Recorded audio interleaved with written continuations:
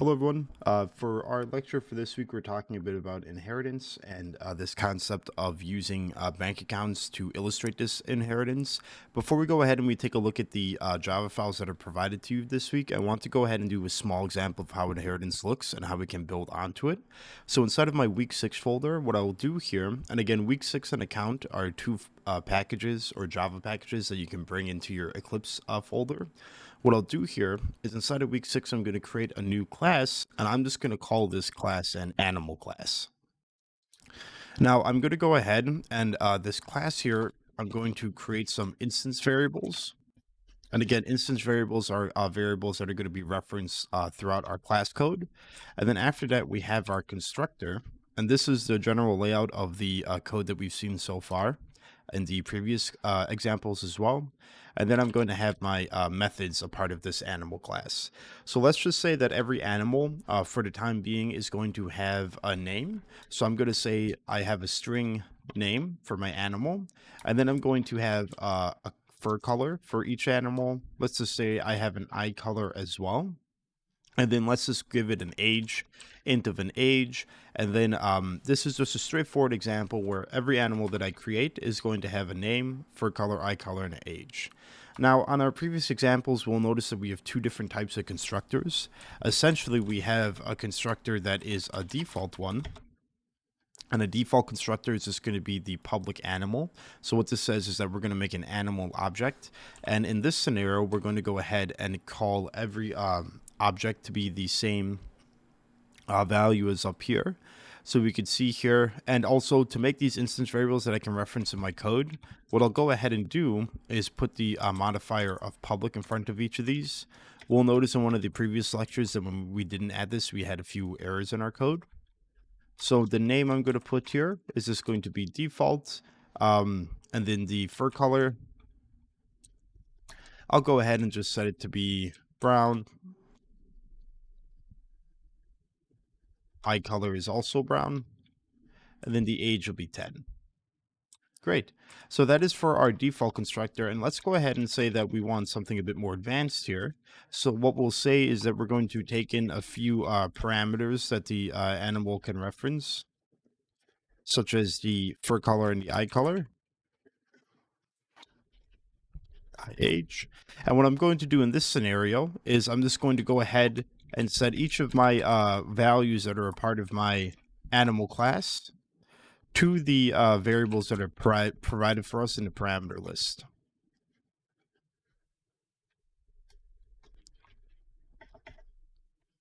Oops. So eye color is equal to eye color, and then age is equal to age. Great. Now, after we go ahead and we built out these constructors and instance variables, what I'm going to do is try to make a few methods, and let's just make some basic methods. Let's just go ahead and override our toString method, or maybe we'll make a display method and a toString method as well. So what I'm going to say is I'll say public void display. And what display is going to do is just simply print out a line to our console that will say, hey, this is an animal. And then what I'll say here is I'm just going to provide it the parameters that I need to work with. So I'll say %s, and you know what? I'll say system.out.format. And what I'll go ahead and do is I'm just going to format each of these guys as s's, and I'm going to provide the values here in a way that's easy to see. So the name is going to be this %s, and then I'm going to say fur color is this one. Let's try to make this a bit more easy to read. So fur color is this %s, and then eye color is this %s. And then finally, the age is this %. And now, because age is an integer, I'm going to need to reference the d for the formatting as we usually do. And then what I'll say is go ahead and provide my arguments here. So what I'll say here, after I provided this list, I'm going to say name, fur color, eye color, then age.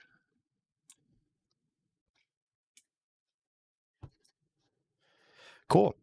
Now let's go ahead and try to create another animal driver class that's inside of our code here. So maybe animal driver, and I'll go ahead and inside of animal driver, I'll say public static void main string args.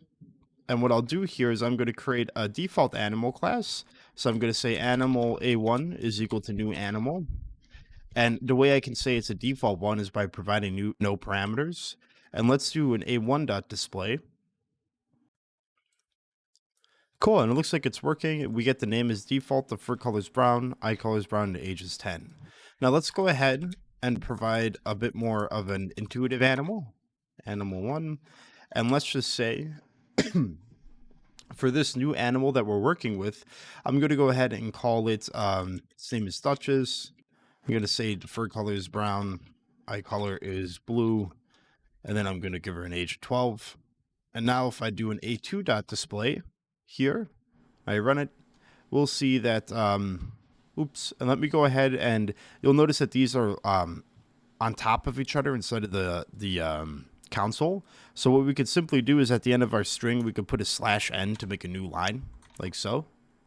And if I run this guy, now we have these on 2 separate lines. So it's straightforward enough. I just made it an animal class that we can reference here. And now where inheritance comes into play is, okay, well, what if I want to, maybe in this scenario, I have an animal that's Duchess, which is a dog. This one is going to be a dog. And then this one is below it is going to be maybe a cat if I make another one.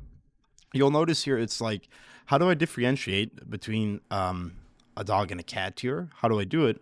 Well, this is where inheritance comes into play. So essentially, a dog and a cat all share these instance variables of a name, fur color, eye color, and age, but they might have a few differences. So maybe I want to implement this thing where not only do I want these to have each of these animals have these 4 instance variables, but I also want them to have a unique way to speak. So maybe a dog will bark and a cat will meow.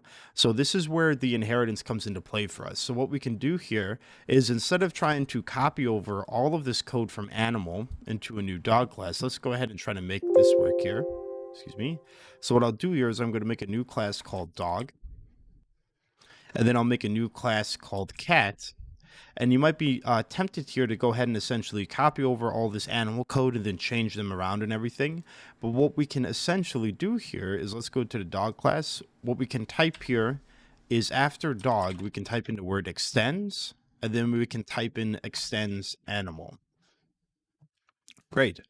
Now, after we go ahead and we extend this animal class, what we can do here is essentially go ahead and try to create another constructor of our dog class. So I'm going to say public dog. And now you'll notice here that I'm just going to leave this empty, and let's just attempt to see what kind of happens here. So if I go ahead and let's go ahead and delete these guys, and my a1.display is up there, I'm going to say dog of d1 is equal to new dog. And we'll see here that my d1 variable isn't used or anything, but if I type in d1 dot, now you'll see that my d1 dot has access to all these values. So let's go ahead and hit display here. And if I run my code here, you'll notice I'm actually going to delete the display that I have earlier here. You'll notice that even though my dog.java file has literally nothing inside of it, it's empty. How am I getting the functionality here? Well, what's happening is that essentially it's calling this constructor from this previous class that's up here, and it's setting all these variables here. And so essentially dog is referencing all of these guys that are over here. Now, for an example of a dog, I don't want to go ahead and just leave it as a remake of animal. I want to go ahead and say that I want each dog to be able to speak. So public string speak for my dog. And now what I want to do is, not only will my public dog try to speak here, what I'll try to do is also go ahead and say public dog, and then I'm going to provide it I speak. So essentially each dog is going to have a speak command, and essentially what I'll say here is that speak is equal to I speak. Now, a cool thing that we can do now is, if we go back into our animal driver, our D1 display is normal. I'm going to create a second dog. And now inside of this one, I'm going to go ahead and just put woof as the parameter for speaking. And now what I can say is that I now have inside of my dog class, I have the variable speak that I can work with. Now, in this scenario, though, you'll notice that if I say d2.display, it's going to go ahead and just reference this as an animal. So what I'm going to do is inside of my dog.java file, I'm actually going to override this display method by typing display back in. So what will happen is that this method will come first, and I'm going to change this animal to a dog. And what I'll say now is speak in this scenario here of /s is going to reference the speak that's a part of this class up here. So now if I run my display code one more time, you'll see here, unfortunately I get a null here because my default constructor isn't setting it there, but let's go ahead and get rid of this D1 display. And then if I do D2.display, we'll now see that I get the wolf that's in there. Now, how do I fix up that issue with the null that's right there? Well, essentially what we could do here is I could go ahead and set speak to be a default as well. So now my speak is just going to be default, like so.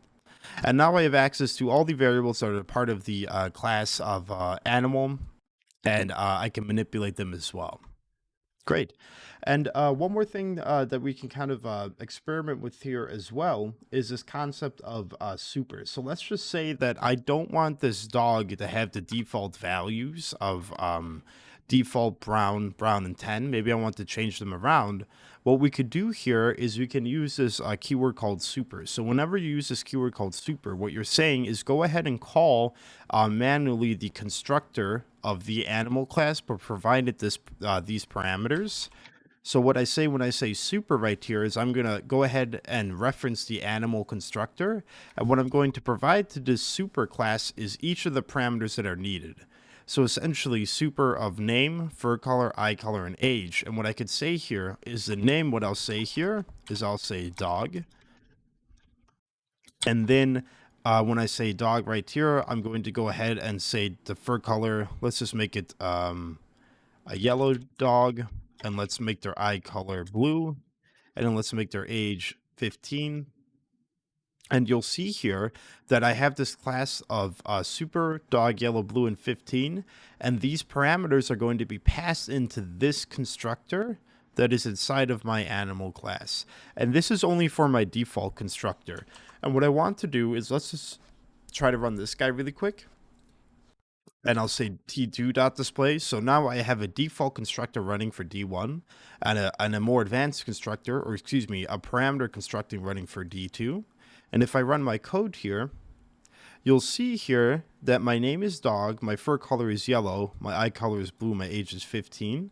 And essentially I'm overriding whatever the parameters are needed here. So whenever you see this keyword called super, essentially what's happening is you're saying, okay, go ahead and pass to the parent constructor these values. And you'll see here that this is different for the other one, right?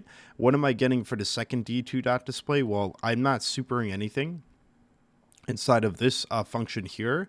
So I'm just referencing the original one. So what you can do here for this super is essentially, let me make it a blue dog with orange eyes. It's a colorful dog. And then let's make her 8. And I'll say this is dog 2. And if I run this code now, you'll see that if I get the animal driver, I get the name as dog 2, fur color blue, eye color orange, age is 8, and my speak is back to the wolf there as well. Great. So everyone, this is a very kind of basic look at how to use these super constructors. And what we're going to do in the next little lecture is look at the provided account files as well. They go much more in depth with some areas. And you could see here, I also wanted to extend this cat class. Very similar to this one. Try to experiment with extending the class, but maybe change the speak to be meow and stuff as well, and just experiment with how this works. Again, inheritance is a very powerful tool that we'll use in a lot of our code, and the more practice you get, the better you'll get at it.